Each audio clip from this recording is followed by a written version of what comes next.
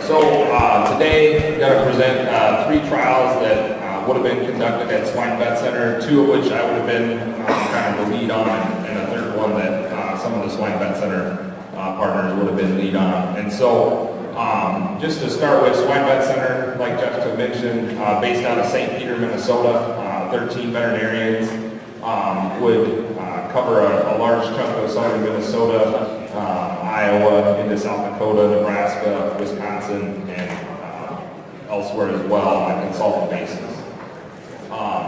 With Swine Vet Center, we'd actually have 4 contract research barns. These would be with 4 of our consultant clients, 4 of our larger systems in southern Minnesota. And really the goal of these barns is to answer the questions like for vaccine, nutrition, among other things, with that client, with their pigs, in a very controlled research environment, but still, meet the field conditions that we all know can definitely affect a lot of these products. So, our clients, Swine Vet Center, has a very strong dedication to research, and those 4 barns are kind of the core of that, but would also do a lot of trials outside of these barns. And so, these trials are actually small, more pilot-type studies that were done outside of these barns. A little bit more, feed logic units in there, and would do pen-based data, 2-week weights, and so we get to see a lot of good data on a lot of products coming out of those barns, and work very closely with our clients on that. So, like I said, feed logic would be our feed delivery system in those barns, the 26 head pens, and then we have it set up that you can 6 water medication lines as well. So if there's anyone that has questions at all about that side of it, feel free to talk with me afterwards. So back to Aptimmune, we did 3 small field trials. One of them was given to sows during a PRRS break, and the other 2 was 1 dose to wean pigs. That would have been post-PRRS break, 2 and 3 months. So I'll jump right into it. The Aptimmune to sows, this was with one of my clients that we work closely with in Northwest Iowa. It's a large pen ESF sow farm, the 4,400 sows. The farm broke in June with PRRS. The strain typed out as a 174.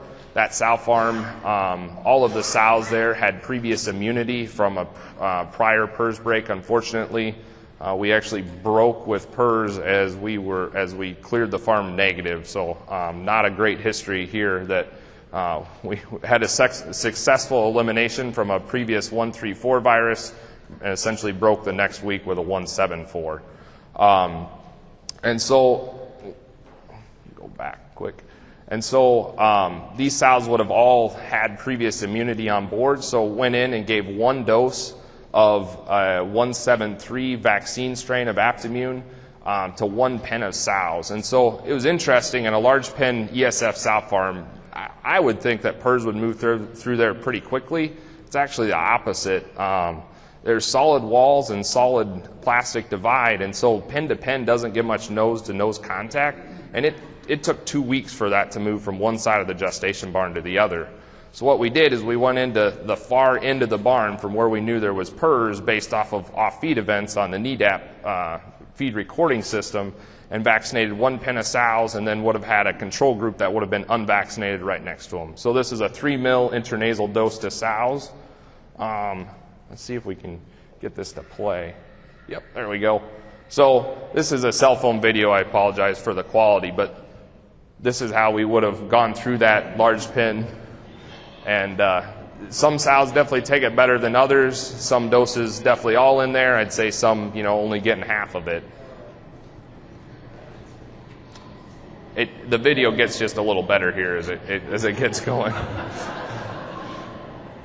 But as you can see, the sows are really curious. So most of them would actually point their nose up at you and be able to do that. Pretty easy administration on about 80% of the sows. 20% of the sows, the more timid ones, that's where it got tougher on getting those done. So, like I said, a control versus a vaccinated pen. These 2 pens would have been 30 and 50 days bred, roughly, in their gestation period. So we compared abortions, off feeds, and then tried to follow them through the farrowing room, but that got really difficult as sows were moving around a lot because of PRRS and not having an even flow after the break. So the control pen had 8 aborts versus 4 aborts in the vaccinated pen. And the NEDAP system is pretty cool that it records the amount of feed dropped, or the amount of feed that sows eat, and then the amount of feed that sows didn't eat that they were budgeted for. And so we had half of the off-feed events in the NEDAP system in the vaccinated pen versus the non-vaccinated pen. We didn't do any testing in terms of ropes, looking at viral shedding, and like I said, lost track of the sows in the farrowing rooms because of movements. So that's really, you know, all of these are going to be smaller pilot-type studies, and so that's really the data that we'd have off of this run in the sows. Then we would have gone in the same sow farm 3 months post that same PRRS break. The piglets were weaning roughly 30% positive when we bled those, and gave 1 dose, 1.5 cc of the same 173 vaccine for the 174 that would have been on that sow farm. And we did it into a small room nursery. There's 6 rooms, and 5 rooms vaccinated, 1 room unvaccinated. The nursery would have filled over 4 days. It's a 2,400 head nursery, so 400, roughly 400 to 450 head per room. Results there, the 5 vaccinated rooms averaged 0.75% mortality, while the unvaccinated room averaged or was at 1% mortality. We had 4 poles per pen in the vaccinated group versus 8 poles per pen in the unvaccinated group.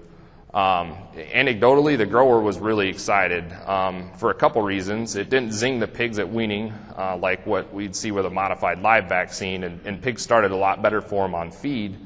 And then he would have said that, you know, looking at the pigs, he just felt that they did start better, but that's anecdotal. And again, it's a very small data set, N of 6 there with 1 control room. The final trial, this would have been in conjunction with Wakefield pork, and we gave 1.5 cc dose at weaning, and this was actually done at the nursery, and it was done by room. There was 8 rooms, and so this would be the average of the treatments and the mortality of those 8 rooms. So as you can see, the control rooms averaged 12.1% mortality, while the Aptimmune vaccinated rooms averaged 9.7%. And this proportion treated would be the total number of treatments given in that room divided by the pigs that started in that room. So about a 3% reduction in the proportion treated. It ends up being about 20 shots in the room. So, you know, like I said, these are really 3 pilot small-sized studies. I think that's a lot of the data that you're going to get to see today. And it's exciting because we have a lot of, you know, they're telling the same story that we have, you know, everything that we're tracking, at least at this point, is showing that there's some improvement in mortality, some improvement in individual injections, and then also abortions in the sows. And so while I can't say this is what I think the reduction in mortality or the improvement in gain is, I think it warrants us to dig into this further. And as we do that, you know, the real advantage here is Aptimmune being a killed vaccine, where we can go into some of these sow herds that we don't want to take a modified live product to and possibly be able to use that replacement gilts or possibly even if there's issues getting the pigs vaccinated. And then, you know, the biggest challenge as we move forward is with PRRS is how do you have the control group? Because there's just a lot of biological variation with PRRS. And so really the best thing is every other room, and sometimes that gets to be pretty difficult to keep track of, and we don't always get all the metrics we want.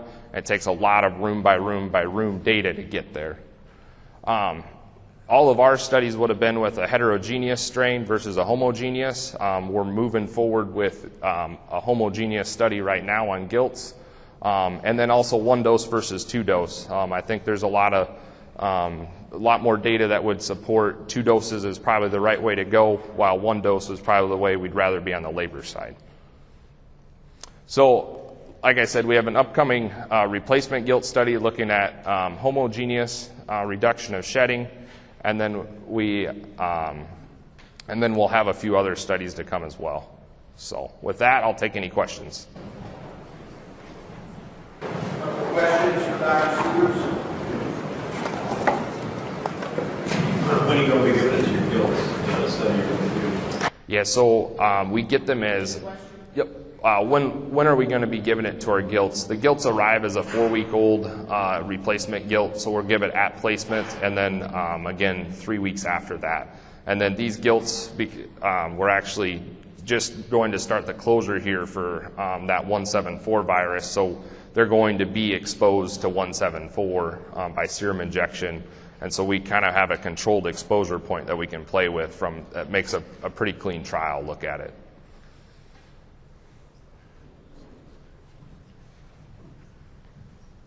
The recommended dose is 1 ml, 1.5, 2 ml, 3 ml. Why the difference and the variation?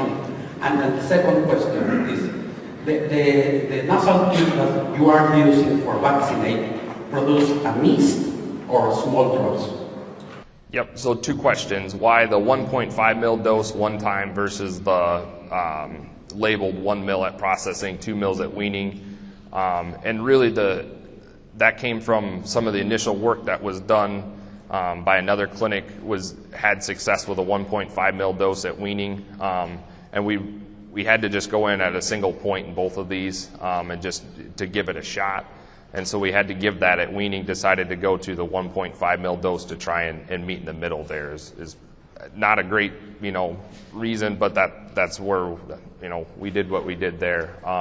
The syringe does create a good mist. It has a special tip on it that it really mists the product, and that's a special syringe that you get from Aptimmune, or a special tip that comes with that to really mist that product.